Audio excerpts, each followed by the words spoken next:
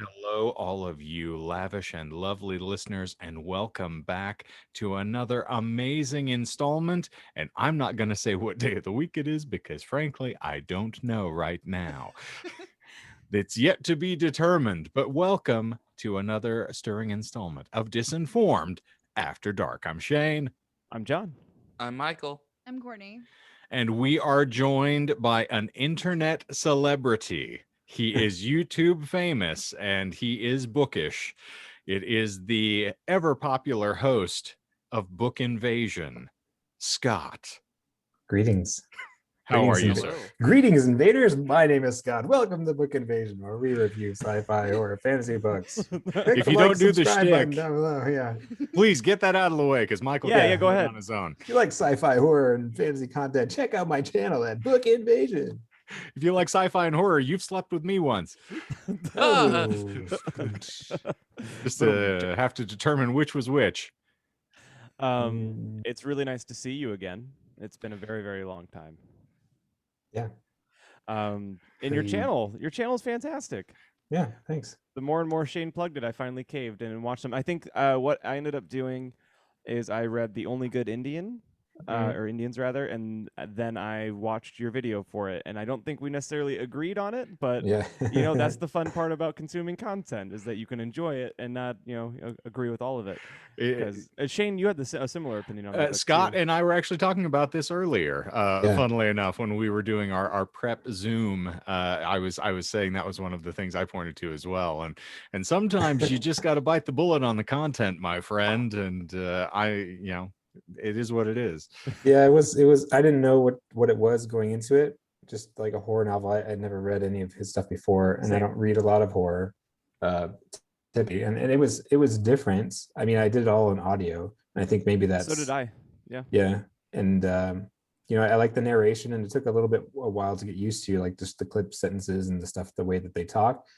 But then I do the thing after I read it. I look at interviews by the author, and I find information on either the author and the narrator, and the way that it was written actually was a purposeful thing. It's not just like the author to Okay. capture the voice and stuff like that. So, I mean, I gave it. I didn't. I'm not a critical reader in the fact that I count it against when I read writing style. I go into the book more for like I guess the feel, the atmosphere, and the themes than I do for the text, because I don't see it on the page. I always Yeah. listen to it on the audio, and it's a lot different, I think. But Yeah, So you Scott and I are, were talking about the fact that I tend to be a bit more exacting when it comes to how things are written just because of my background and proclivities. And Yeah. so he and I have different approaches for what we take out of a book. But John, Yeah. you were saying. Oh yeah. So Scott, you're more a listener than in-hand Yeah. reader. yeah, Okay, cool. almost So- all go of the ahead. stuff I do is on audio with that, because I can't at home. I can't sit stationary with anything in front of my face for any period of time because kids are kids. So I usually have it in my ear when I'm doing dishes or cooking or stuff like that, or in the car Right on. whenever I'm running chores. And then if I like it enough, I'll buy a physical copy. Same. But then usually, after I'm done, I'll kind of poke around on the author's details and then do a review for it. That's awesome. I think as a podcast we've talked about it before, but Courtney, you're a listener more than a in-hand. I can't sit still. I have to have something in my hands or be doing something at all times.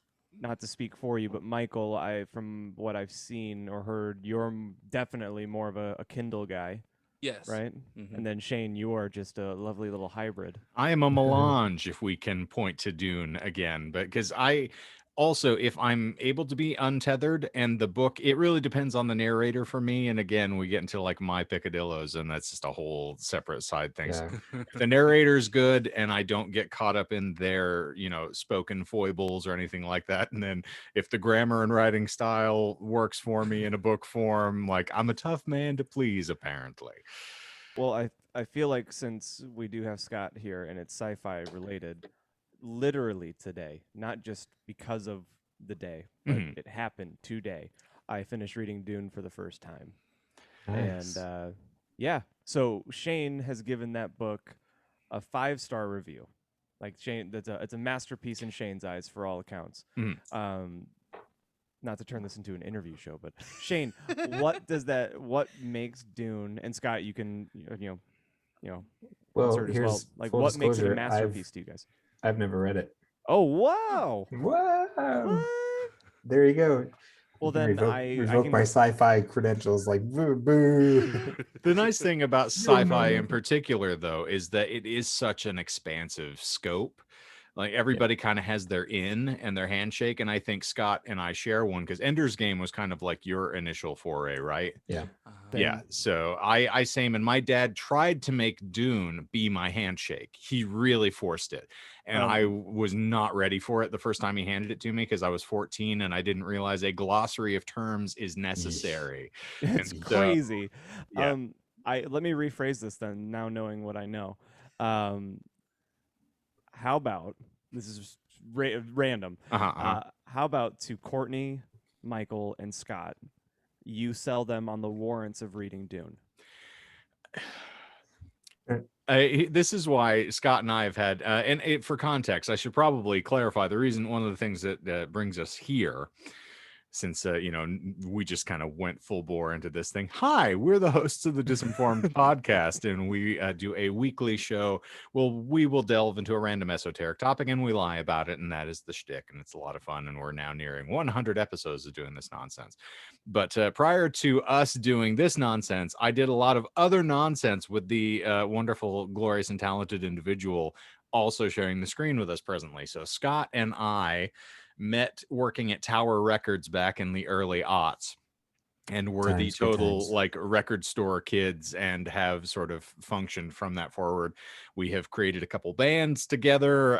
Scott founded a really fun website that I contributed to for a bit and ruined it, and then he had to disavow all knowledge and move on to more classy things, which is his glorious Booktube channel right now, which I will ask you to plug, my friend. Right now. Yeah, please. Whenever Go you ahead. Yeah. Tell everybody where to find you. So you can check me out at youtube.com/bookinvasion. That's really all it is. You'll find I focus mainly on just single book reviews, sci-fi book reviews for, more of the, not obscure, but just the stuff that you may not see on, the Newsweek and the Publishers Weekly. It's just the under the radar stuff that I like, that I enjoy. I like books that kind of make you laugh, that have a bit more fun. And yeah, I go into reading with more of just a like, I'm reading a story. This is fun. It's like, I'm not there for political intrigue and like, like wanting to factions of whatever. Oh, like maybe I'll touch on Dune. a little bit of that. Yeah, but that's, but yeah, I mostly do audiobooks, and then you'll see some book hauls and talk about what I'm going to read and all that stuff. So yeah, youtube.com/bookinvasion, on Twitter at book_invasion. I just launched a Discord channel. You can find me on Discord, which is some type of URL that I don't know, but it's in my Twitter profile. So you can go in there, and now we have like a chat room environment because I'm hosting a read along for the Silo Saga, which is Wool by Hugh Howey. Let me get my props out. There he goes. Ooh, there we go. Props. Oh, and since you mentioned that, though, that is the hallmark of quality. You can tell that Scott is the professional because he has a unique URL, unlike ours, which is a string of numbers, letters, and stay away signs for ours. But abandoned all hope. Yes, but no, you mentioned that book to me earlier, so I will have to investigate. But long story short, too bloody late. While Scott and I were functioning on Amp Kicker talking about music, we kind of cultivated this sort of premise that we wanted to just talk about the things we loved. We were not a music criticism site. And that is something I feel like the ethos carried over into Book Invasion as well, is that you just like getting on the roller coaster and taking the ride. You're not there to say, well, I really wish that we'd caught a little more speed in turn 6, to make it more enjoyable. You just want to be entertained. And that's, we said the same thing for music, is we just want to tell people about the things we like in the hopes that our passion will draw them to it as well. And so it's a really cool concept, and it's a really fun page, and your videos are very entertaining, and you've got a lot of marvelous, your intro is raved about on almost every bit of comment. Everybody's always like, I love your intro. It took me forever. It's like, I want to make a shorter one, but it's going to take a long time to find all that stuff. I having watched the original, like The Day the Earth Stood Still fairly recently, it tickles me in all the right places for like that old school sci-fi stuff. So in any event, this is a long way around to get to John's question in saying that my taste isn't everybody's taste. And so when I start talking about books, I like it for the reasons I like it, and I don't necessarily mean that that is going to be an incentivization for anybody else to read the book.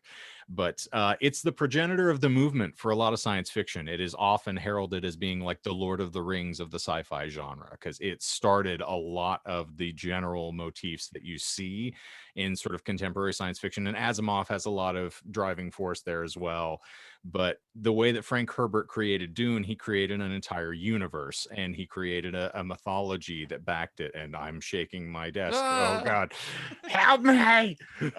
But so I love the craft work in it, and he really creates an entire separate universe. So like the Middle Earth of the Dune universe surrounding Arrakis and the fight for the spice is really something that's compelling, and he creates characters that you invest in, and so the relationships and the cultures that they cultivate. And then furthermore, to your point earlier, there's a lot of political intrigue, and he really gets heavy-handed with that in the like third installment into the fourth. And so I enjoyed your quote the other day, John, where you put up the when religion and politics ride in the same cart. It's a lot of fun. But yeah, Herbert is brilliant. He's one of the more erudite and very well-spoken authors, so his text is immaculate. But it can get a little heavy-handed, and it can kind of drive you off the rails from time to time. But he comes back around again. There's some scenes in Chapter House Dune, which is the 6th book in the series and the last one he wrote before he passed, which ends on a cliffhanger, as they all too often do. He has some really phenomenal scenes where Miles Tegg, who is the Bashar for the Bene Gesserit, which is basically the general, the leader of their army, is finally able to cultivate and speed up his own metabolism so he can almost move at light speed and start running around and dispatching people. It's one of my absolute favorite scenes in a book ever, and it still gives me goosebumps to this day talking about it. There are so many really cool hallmarks in the series proper, but Dune is kind of the handshake. It's your introductory foray to the universe so that you kind of see all the inner workings and the intrigue. So I adore it. It's fantastic. But there's my pitch. Gotcha. Yeah, it's always intimidating to read a book where if you don't read the appendix first, you're gonna be lost. It's a lot of stuff in there. And I didn't read the appendix for it because I didn't want to accidentally get spoilers, because somehow, some way, I have no Dune knowledge, or I had no Dune knowledge going in, which it was part of the allure of going in to read Dune, is that it would be a completely new ride and experience for me. But I won't take up too much time talking about it, since it's just two of us that have. This is what we do here. Did you do it mostly on physical or on audio? This one I did mostly physical. Yeah. But I will say, so I know I've said on every platform, it's like Becky talking about self-driving cars. I just can't stop once I start. I bought the Audible narration with the ebook because it was only like an extra $8. And if it intrigues you even further, the production for the audiobook is fantastic, and there are multiple actors and actresses on it. Ooh, full cast, huh? Yeah, they have a full, mainly full cast. They even have some like very, very dated soundtracky elements of like Eastern sounding sci-fi waves and synths, like that's supposed to like emulate sand and shit like that. So. Okay, I love it. Well, yeah. Go ahead, Scott. I think the only reason that I haven't read it is because I've watched all of the other Booktube videos, like why you should read it and here's why it's so great, and it's just I've tried once or twice before, and it's with I think it is the heavy-handed terminology and the layers of political people. I can't, because since I can't read it like on a physical copy, like I'll be on audio, and then I won't be able to, unless I take notes on a notepad while I'm like, okay, like here's my reference sheet. Like I won't be able to follow it. Like that's happened to me with another sci-fi book where it's like Ancillary Justice was like one person who's really a robot who's like 50 different people, and they talk in third person, and you don't know which POV that they're talking about. And then there's this political thing where somebody's trying to be the king of an empire, and I'm just like, I don't know what's going on. Like, I It's almost finished the like whole if book, the but not, yeah. So I mean, I think Dune is just, it's one of those, I gotta be, you know, I gotta be more invested to get into it, because otherwise I'm just gonna zone out and be like, this, like, action, cool, and then it's like, oh, we're getting into like a, you know, I don't know, discussion of political people about their sand production. I don't care. right. Yeah. I don't know if your podcast diverses are at all, but there is a fun podcast that I've been listening to that is a companion for reading Dune for the first time. It's a very popular nice. format now of like one of the hosts has not read it, one has Yeah. read it before, you know. Yeah. But it's called Pod Emperor of Dune. Nice. And I was going to say that I haven't read the appendix for those books, but in the episodes they have, and the host that has read it is kind of make sure not to spoil anything coming up, so they kind of like filter the appendix. Yeah. And it gave a lot of useful insight. So if you ever are curious and you want to save Yeah, I yourself should- some notes, maybe just like listen to a couple chapters, listen to a couple episodes, just treat it like a pet project, and like Yeah. get back to it when you're ready for it. The thing that actually saved me, by the way, is watching the film, even the David Lynch film, and then the sci-fi version that they made in 2000 was actually really fantastic and very faithful to the book itself. But the watching the film actually helps to give you a lot of the context, and then it's like watching Harry Potter and then reading Harry Potter. You Yeah. appreciate more the nuance and the details that are in the book once you see how they cut them out. And the story kind of gives you the initial sort of conduit into the storytelling, and you hear the words spoken aloud, which is kind of the stumbling block, because Bene Gesserit on the page Mhm. looks different than it sounds when you hear Yeah. people say it. Yeah. And the same way Tolkien, like the language can be really intimidating, because after Yeah. a while you're just like, okay, I don't know what any of this means, and I don't know what Gwalhir is, and Sure. why is this in the Hobbit? Like, yeah, it's a lot of weird stumbling blocks, but it's fun. And the movie is a really excellent way to kind of get past that for me personally. But now that we have just booked everybody to death, Scott is on here for a very particular reason. One, because we all like to cross brand, and so we were excited to have him on and talk about Book Invasion. But furthermore, Scott is a dedicated and loyal consumer of our content, including the material here on the Tubes of You. I'm so sorry. Yes. So he has endured a significant amount of material, and subsequently he elected to take part in our glorious time of creating a guilty pleasure playlist. Oh, Which wonderful. for me in particular, as someone who Scott and my relationship is founded almost entirely on the fact that we share one another's taste in music, where if I recall, we cultivated our relationship by me going, "You've got an 8 Stop 7 sticker on your locker at Tower Records." Like, dude, you and I need to be friends. You're the only other human being on the planet who knows who 8 Stop 7 is. Yeah.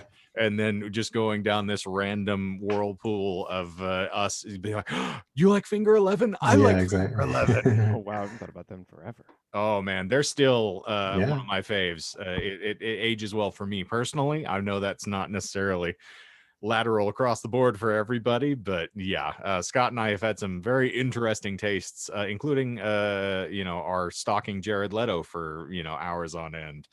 Yeah. Because he's hot or for other reasons? Yes. For both. Why not? Yeah. They're not mutually exclusive. Yeah. I wanted him to Well- autograph my first season of My So-Called Life that I had on VHS. I'm excited for to hear like someone's opinions on, like, you consume a lot of material, especially music. So you have to have some doozies in here. Kind of, when I was putting it together, I was like, my genres don't waver very far. Like, that's Okay. I don't get into the hip hop elements of the R&B, a little bit of pop, but not now. I mean, now I do, just because my sons like to jump around to Taylor Swift, and that's about as deep as it gets. Like, this, Alexa, play Nice. Taylor Swift, and then they'll just jump around and dance. But that's as far as it gets, unless I hear something else like by chance on a commercial or something, and I'd be like, oh, what's that? So yeah, I put this together. It's like, well, these are kind of like still rock bands, but the songs, I was trying to dig deep, but I don't Okay, know. I'm gonna do my quick. Is Revis on here somewhere? No. Well, now I'm disappointed. What happened to the? All right, I'll have to remember the one that I was going to put in there the other day. Well, Let me now write it you down, was 'cause just it's you're not on my. spoiling my bit, Scott. You're killing me, man. All right. Okay. What do we want? Do we want me to start? Yeah, oh, please, yes. And are you giving us 10? Is that the number we're going to Let's adhere see. to? I have 15 on my list plus one that I just remembered that's not on there. Okay. Well, yeah, I'm ready to roll with it. Give it. So, all right. Number one I have is Boiler by Limp Bizkit. Oh my goodness. Okay. Here's Is where that I ma- leave. Wait, So- hold on. So Michael, you had a limp song, right? Or no? No. Was it me? You definitely did, did, John. No, I John. know it was me. I was wondering if it was He I was wanted agreeing help. I was agreeing with Michael about Stained, is what I was agreeing with Michael. Yeah, but the thing that got me on that was the video. I think that went along with it. And well, so there's a part like in the end of the video where they're like in a subterranean like tunnel and there's black like guys crawling up the walls and like West Borland is like all painted in black. As And he was then wont to do. Fred Durst has his hat down like this so you can't see his eyes. And they get into like the breakdown where he gets all mad and like the camera shakes and it's just like this cool thing and it turns into like this animated part and it gets all wacky crazy. So I think a video for that.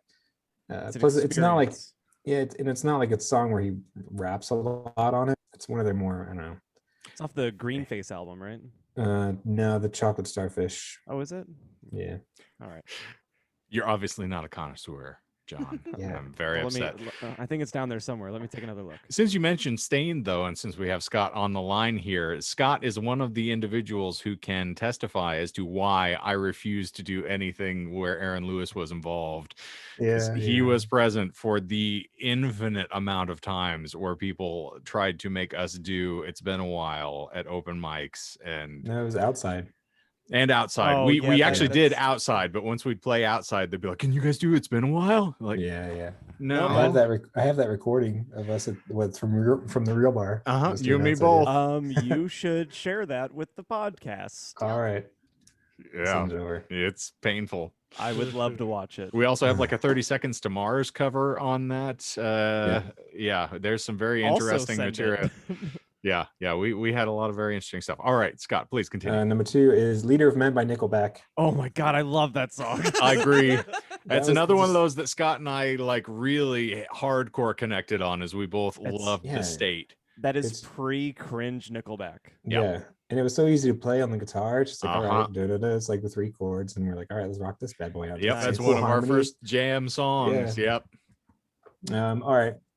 Number three is Nothing Left to Lose by Puddle of Mud. Why do I know all of these songs?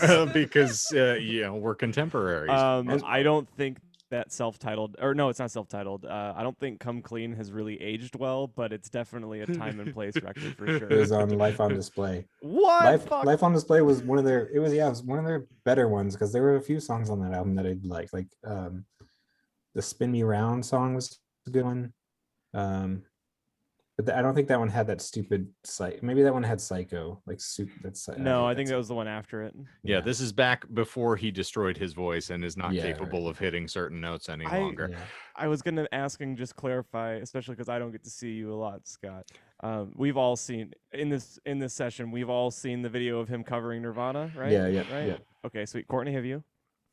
I've Okay. Never, you When- just don't ever refer to me just when it's, know- have you seen something? Just Skip. just know that when we log off, that Courtney is gonna see two videos. Yeah. She's gonna see the OG video, and then she's going to see the video where it slows down Yeah. every time. You know, the thing that sucks Yeah. about that video too is that as someone who has experienced bouts of like vocal paralysis, and we've talked about this on the show, so I know how that feels to Yeah. get in the middle of a song and try to have to like muscle through it. And you can't just stop and be like, "Hey guys, can we take it down a half step and try it Yeah. again?" Like you just got to try to get through it. And I'm cringing because I experienced the empathy of like, "Oh man, Yeah. you should have just stopped." I particularly like in that video. There's multiple instances where you'll see like the bass player or the percussionist just being like, Yep.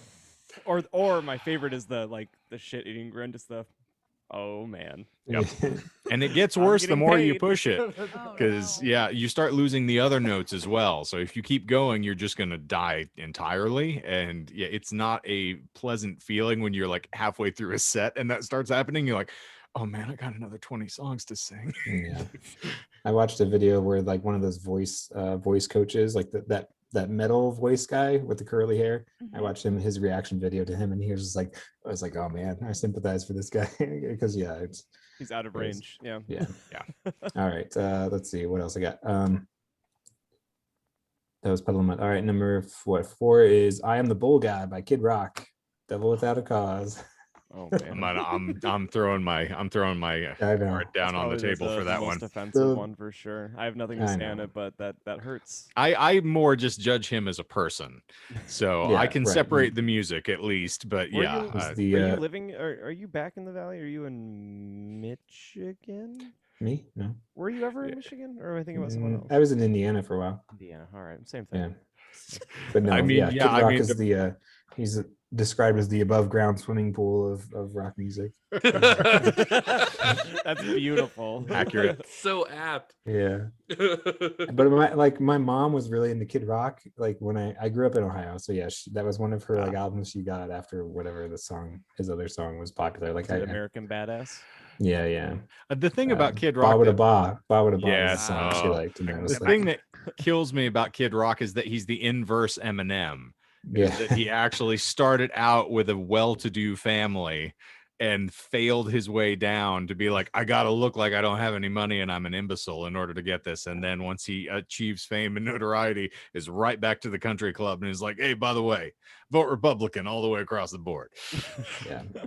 Like, So yeah, I mean, like I said, these aren't so far we've just hit the rock genre, so whatever. So the next one I have is Dreams by the Cranberries. oh, beautiful. Gotta belt that song out when I hear it. Agreed. Yep. And you didn't say zombie, so that infinitely, No, it's an improvement. Yeah. We've had enough of that. Like this one, like yeah, when they get to the end and the drums kick in and the harmonies kick in, it's like, oh yeah, this is good stuff. I'm a linger kid myself, so No, that just gives me too much teen movie vibes. Like yeah, that's why I like it. That's I'm good I'm for the you. Dawson's Creek of people. yeah. Overly verbose, and no one can handle me for longer than 10 minutes. Let's see. Bless Next your one I heart. have is "My Heart Is a Fist" by Papa Roach, which is Nice. one off their later albums, the Paramore sessions. Yes. But yeah, anything off of their earlier stuff. I love those, is especially because he started actually singing right. and then they start putting harmony in. So it's like, the Californication era. Yeah. Papa Roach. Yeah. You know what's fascinating to me is their resurgence as it relates to TikTok notoriety. Oh, There's a really, really awesome, I believe it's a Vice video on how Papa Roach wrote Last Resort. Because recently being like a month ago, or more than that, Last Resort became a popular sound used on TikTok videos, and Oh, then jeez. TikTok gave it the special treatment where they started doing remixes and so on and so forth. Yeah. And then I believe either Youngblood or Machine Gun Kelly, I think it was Youngblood, did a collaboration with Papa Roach with Last Resort. So like these rocks or these older groups are starting to get like their old hits have a new pop of of popularity because of TikTok, and Last Resort is one of them. So Papa Roach now in the eyes of the tastemakers, The youths. the youths, Them youths. they're coming back youths, in a please. big way because of TikTok. So it's interesting to see. It's interesting for the first time to hear Papa Roach on a list and be like, okay, cool, whatever. That's how you know you're getting older, my friend, is the things that were popular when you were younger start to make a comeback and you're like, Oh, well, if pee in your pants is cool. validation. And I'm Papa Roach. Indeed. Oh no. Scott's on the dreaded freeze. No, Uh, no. It's Oh, okay. no. We've done this song and dance a million times. Yes. Now if he This comes is back further- on pointing, then we know that we're beautiful. Further lens that I'm just the Diet Coke of Scott to you, Shane. Oof. Damn. You couldn't have the original recipe, so you just settled for the artificial sugars. I Ooh. like the face that it goes on because it's very good. He speaks. Oh, no. He speaks. Oh. Nope. Oh. All right. It always Well, happens. you know, he can find his way back in, I am sure. He's on his Ah. way. Just when he thought he was out. Do you guys remember the time? Welcome back, Scott. Jeez. Do you remember the time where I had that similar freeze, but it froze my face? I left the session, but it kept my window, and then there was two of me in the Yes. session. And you came back with the finger guns. So Yes, Scott, welcome back. All right, it all wasn't right. me this time. Tell us That the was rest of fun. your picks before you die. Yes. All right, We'll next let one you- we have, we'll let you speed round. Speed round. Where did they go? California by Fan of Planet. Okay. The theme song to the OC, which is the freaking series that my wife made me watch while we were dating, and I subserviently did so. but anyway, that song just is a good catchy song, just because the harmony in the build. Next one is Sixth Avenue Heartache by the Wallflowers. That's not guilty pleasure at all. That's That's not just at all. Put classic. in is what that is. Push by Matchbox 20. Nice. Hold My Hand by Hootie and the Blowfish. I was gonna say you got to get to Hootie at some point on I this. know, So I know. good man. I've told I you love guys you. I've seen them, right? And I you would not expect me to have seen them. Yeah. Yeah. Well, I've seen them. Yeah. As Front row. I think we all have. Yeah. We're all card carrying members of the Blowfish. Next one I have is Harder to Breathe by Maroon 5. Bless you. Not a bad song. I Oh. have a good story about that album. That's just one of the ones where it just had a sweet guitar riff, and I was like, all right. Yeah.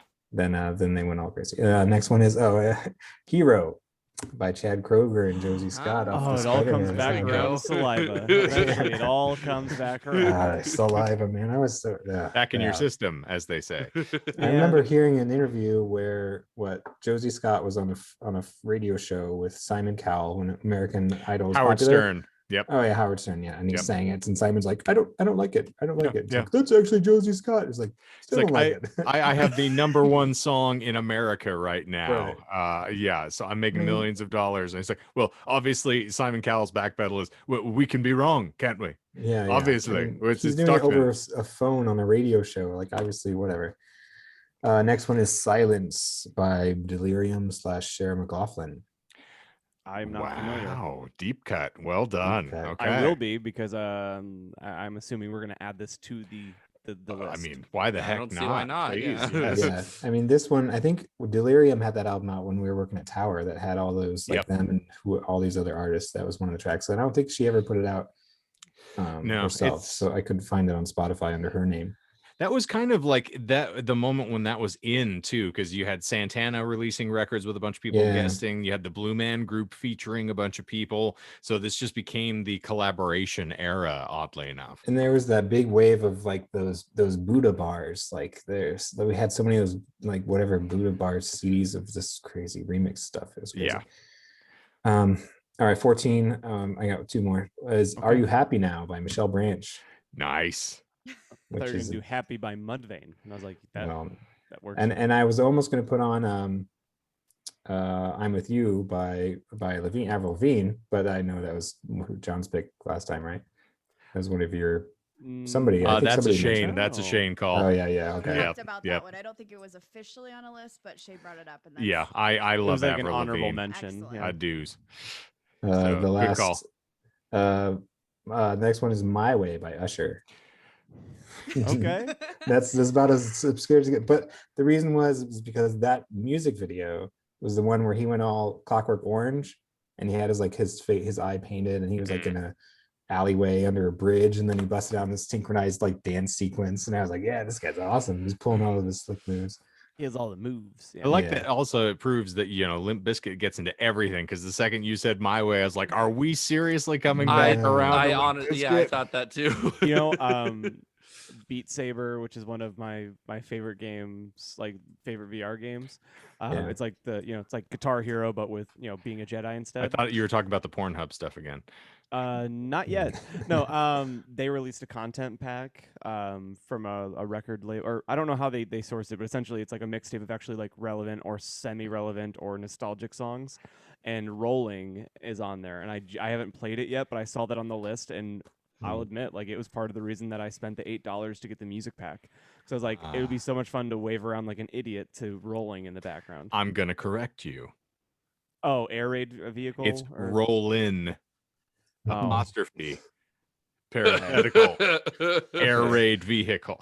Okay, Oh my Yeah. goodness. says the guy who thinks it's passe to talk about. It was the Undertaker's theme song. So Oh, show how show could some I have respect. forgotten? How could I have forgotten? Duh. Let me For kissel this for shame. 5 seconds. It was the Undertaker's theme song when he was the American Badass. Yeah, don't you know about monster trucks? Sometimes we turn left. All right, that last one is "Not Gonna Get Us" by Tattoo Nice. from Not the All the familiar. Things She Said, fame. But Yes, this it's is one of like the their only second other single. songs. Yeah. Yeah. Oh, how did none of us put Butterfly by Because Crazy that Town? song is disgusting No. and you should be Oof. shot for So- mentioning it. Have you watched the music video, or do you remember the music video? Courtney, Yes. do you know what we're talking about? No. Oh, we I have 3 David- videos to No, watch now. We are Shit. not showing her that. No, we're not going to show. After, like off air. Okay, good. I think Becky would like to watch it too. I think I she must dated be a traumatized. girl who, like, her AIM name was like Crazy Butterfly or something, and she would love freaking Crazy Town. And that was like that one, and like Peaches and Cream by some R&B. I don't know who did it, but there was a popular Okay. song. Yeah, I have a vague recollection. But yeah, Crazy Town. Oh, You know, Oof. John, since you said it, now I'm starting to get like metaphysical here where you are the Diet Coke Scott. You and I have had very similar sets of circumstances to Scott and I having, Yeah. sets of circumstances. So yeah. I this, I see, like, so my screen is top right and Scott's right below me, and I'm watching like our mannerisms as we talk to you and react to you, and sometimes it's really scary because it's almost the same. it's the Yeah, I Ex-Wives mean- Club. yeah. That was all I had. I have, I've gone through, dubstep phases, and I don't know what else do I have on my stoner rock stuff, but I mean it hasn't wavered too far. All the techno and crazy stuff was probably stuff from video games that I haven't really listened to. And no Disturbed on there at all. Ugh, No I'm sickness. done. I'm done with that. Like, after that first album got played, I was like, I don't want to hear them anymore. But Sound of Silence. Yeah. Silence cover is the best thing that they've ever done. Shut It's up, the only dude. cover of a song that's ever existed. Did I tell you about the time that I got into like a screaming argument with my dad because of that? Did we have that discussion? And we talked No, about I that haven't Michael heard likes that cover. I thought it was fine. I wouldn't say that it's their best work. Oh, but I just you thought know, it was it's not- okay. It's not that bad. It's okay. My dad like showed me that, to catch Scott up if you haven't heard the story. My dad showed me that as though it were like a revelation, like it changed his life dramatically, and like, Beautiful these guys song, are Shane. so great, so beautiful. And I was like, okay, I'm gonna play you something. All right. He's like, yeah, I really like Disturbed, so I put on The Sickness and Original version. yes, original version, full lyric, and just watched him curl like burnt paper. And he's like, well, they're better now that Jesus is in their life. And What? Oh, really? Is that what Like- you got from that? it's like, oh, sir, no, it's because he's found melody, I think, and he's got the cat out of his throat. But other than that, still, anyway, I digress. I have one more random thing, and then I don't know what else you got here, Shane. But there was a tour announcement. It's my favorite season, and it's rolling out more and more week by week now that we're getting to a better place. New hopefully. OnlyFans subscription. Yes. No. You guys know the first, or Shane, you know the first concert I ever went to? Have we talked about that? I believe we did. Okay. Well, a tour announcement happened this week, and I was happy and sad at the same time that there's no Phoenix date. And it's Three Doors Down playing their debut record front to back, and then Seether is direct support. And I was like, man, I text Kristen, and I sent her a screenshot, and I was like, yo, if they would have come to Phoenix, we would have flat out went, and we would have told nobody. Yep. And I think that's the definition of a guilty pleasure. It's like, I am so nostalgic for this. And meanwhile, like a week ago, I was giving a speech to anybody that listened. I think I even said it to you guys, that like nostalgia is like the kiss of death to creativity. But then I become a victim to the nostalgia train of like, oh, they're not coming to Phoenix. That's so lame. Not wrong. Yeah, John was at the same show you and I were, Scott, when we went to see Dark New Day and Seether. Good Lord. When we were doing Nice. the fusion And tour. Crossfade as well. Yes, Crossfade. yeah. It was a hell of a show. Yeah, Yeah. Crossfade. Yeah, So I think I saw Three Doors Down play at the Rock and Roll Hall of Fame in Cleveland, in Ohio, back in the day. The first Yeah. concert I ever went to was Three Doors Down on the was it Away from the Sun? It was the record, or the second Mhm. record. Yep. Them and Saliva at Celebrity Theater was the first show I ever went to. Ladies and gentlemen, please. Yep, it was Survival of the Sickest was Yeah. the tour or the album they were supporting. I think Default, the band Default, opened Oh up my for Three Doors God. Down. That's a bet. That's a you know, like I the- So I what's still like sad me is some that- Default too. What is sad is that playlist is like the irony playlist that Yeah. we throw in at the bar when we're trying to Yeah, like exactly. suss things out, you know? Well, I think would I have. pick, Go for it.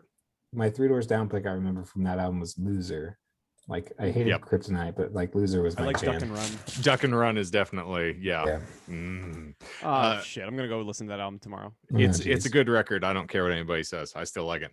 I have an interesting wind back around, and Scott will appreciate this because this ties everything up in a beautiful little bow. On Okay. this month's Damn Jams playlist, which John tirelessly curates in spite of the fact that he has to, at gunpoint threaten members of our band in order to get it concluded. As of today's recording, it is June 2nd, and I sent a text today. Like our drummer sent sarcastic responses or sarcastic Mhm. song They should texts totally for the be. members who had not responded at the time, and I said, if I don't get a response from the member or ex-member by 8 p.m. tonight, this is literally going to be their pick. I'm not even going to listen to the song. I'm just going to use this as their pick. So Yep. hope you read this text thread. Don't act like we don't disparage Sam every single time that we're on this show. So, I mean, Okay. she knows. Let's call her out. It's fine. She can't be bothered. She'll find out when something horrific happens to one of us and she nostalgically wants to watch everything we've ever done. So, one That's not gonna happen. one of the songs that I included on this month's playlist for me is going to hit the same button for Scott, hopefully, that it did for me. I included a song from Destination Unknown by The Rising. And it is not the one we used to cover. We used to do Lie to Me back in the Would Be Yeah. Superior days. But yeah, I included a Rising tune in there. And again, it's another one of those bands that I think you are probably the only other person on the planet who knows who the heck they are Yeah. because That- I subjected you to it. But Yeah.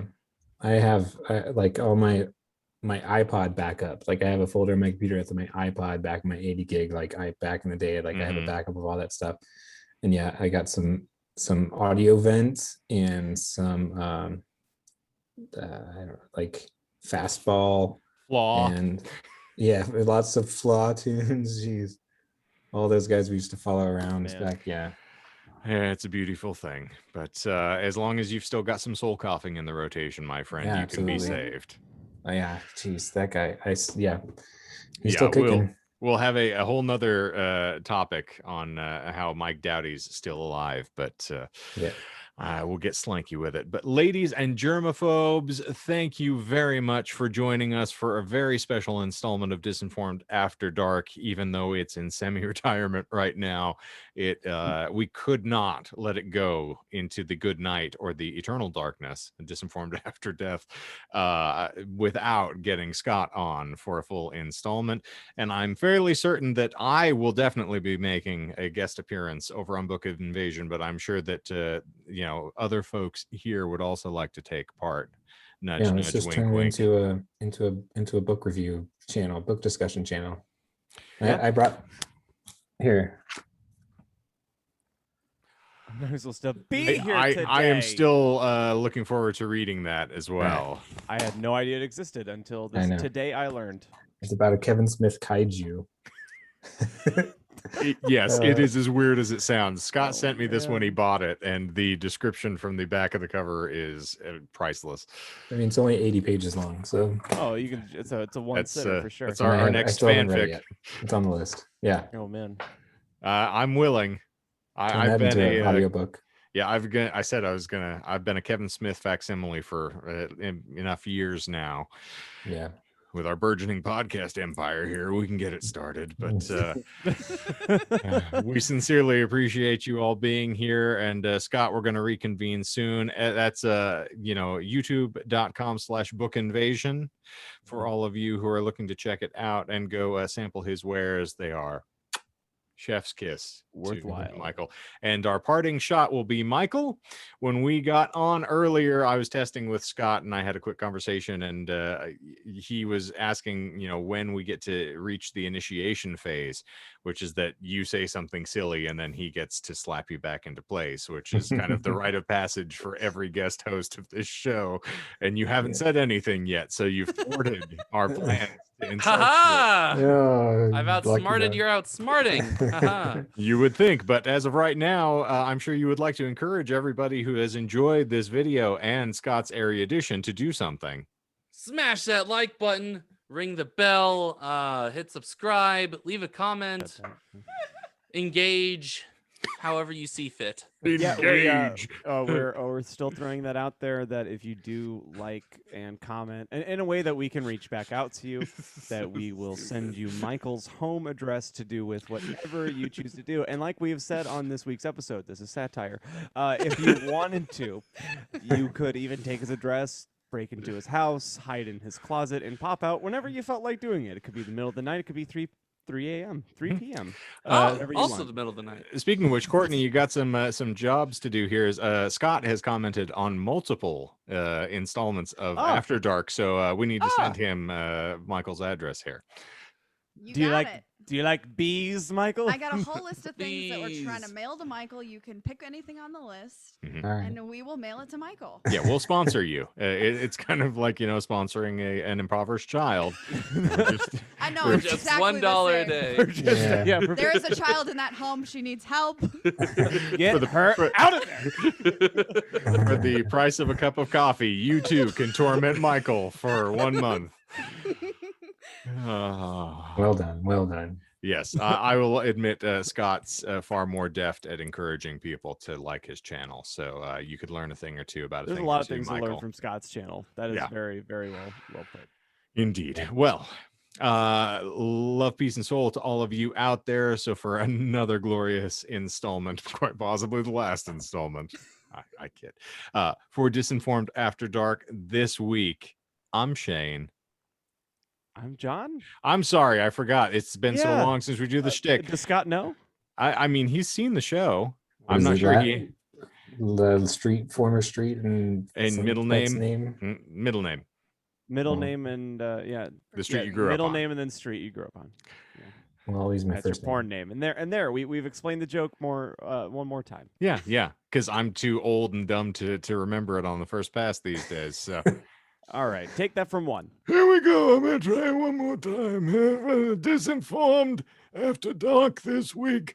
I'm Canton Eldorado. Throwing rope is Timothy Lone Cactus. I'm Robert Greer. Vinegar. Catch my And own. I am- Jean Grey Ghost. And I am Richard Eastern. Farewell, everyone. I like that one. That's a good one. Just a reminder to everybody: Earth girls are easy.